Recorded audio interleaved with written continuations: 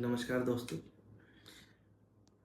आज एक महत्वपूर्ण बात मैं आपको बताना चाहता हूँ कि प्रॉपर्टी में जब इन्वेस्टमेंट करते हैं आप, तो उनका डिसीजन इमोशनली सलाह मशवरा होना इम्पोर्टेंट है, पर एक समझदारी से और एक जानकारी से लिया हुआ डिसीजन बहुत महत्वपूर्ण होता है। आज एक बात बताता हूँ मैं आपको कि काफ़ी लंबे समय से मेरी एक डॉक्टर से बात चल रही थी। उनको टोंक रोड पे इन्वेस्टमेंट करनी थी।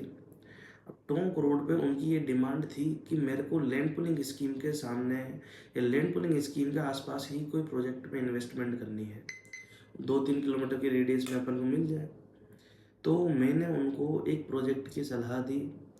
तो उन्होंने कहा कि वहाँ पर ये रेट्स वगैरह पॉसिबल हैं क्या।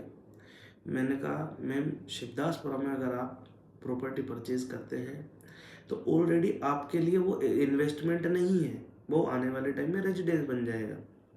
कुछ समय में शिवदासपुरा रेजिडेंस बनने वाला है। तो उन्होंने कहा कि ठीक है, आप मेरे को प्रोजेक्ट दिखाइए। तो जैसे मैंने उनको प्रोजेक्ट वगैरह दिखाया, तो उन्होंने कहा उनके रिलेटिव से मैं पूछूंगी कि, उनका ठीक है मैम, आप पूछ लीजिएगा।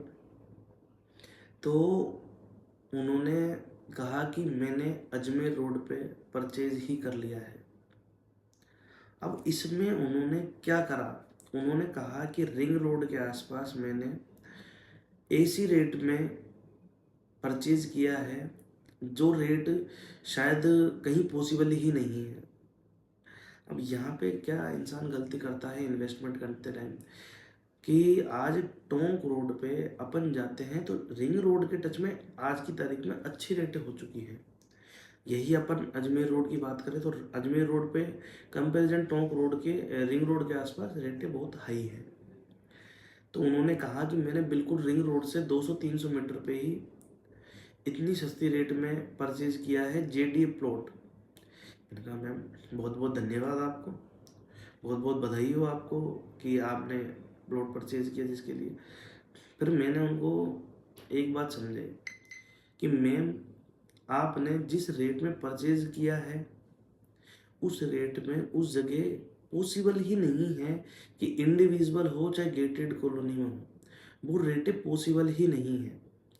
तो इसमें क्या है कि जैसे उनके किसी रिलेटिव का सलाह मशवरा था। बिल्कुल सलाह मशवरा इम्पोर्टेंट होता है, पर कई बार वो सलाह मशवरा आपके लिए हानिकारक होता है।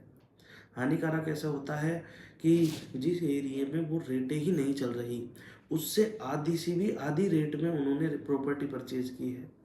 तो इससे क्या होता है कि इसमें आपको प्रॉपर्टी परचेज करने से पहले, आप जहाँ भी परचेज करें, सबसे पहली मेरी ये गाइडेंस रहेगी कि अपन जेडीए और रेरा अप्रूव्ड प्रॉपर्टी में ही जाएं। जेडीए तो मस्ट है, बिल्कुल होना ही चाहिए। और अगर आप इंडिविजुअल में जा रहे हैं तो कंप्लीट प्रॉपर्टी के डॉक्यूमेंट चेक करवाइए, बैंक से चेक करवाइए, उसके खसरा नंबर चेक करवाइए, ताकि उस प्रॉपर्टी का पिछले कई सालों का, पिछले 20 से 30 सालों का रिकॉर्ड क्लियर हुए। मैं आपको भी यही गाइडेंस दूंगा। अगर आप कहीं भी इन्वेस्टमेंट कर रहे हैं तो इमोशनली उसको डिसीजन ना करें। हमेशा अपनी समझदारी से, मार्केट की जानकारी से, नॉलेज से अपनी प्रॉपर्टी में इन्वेस्टमेंट करें, और आपकी प्रॉपर्टी ताकि आपको फ्यूचर में 2 गुना 3 गुना रिटर्न दे सके। धन्यवाद।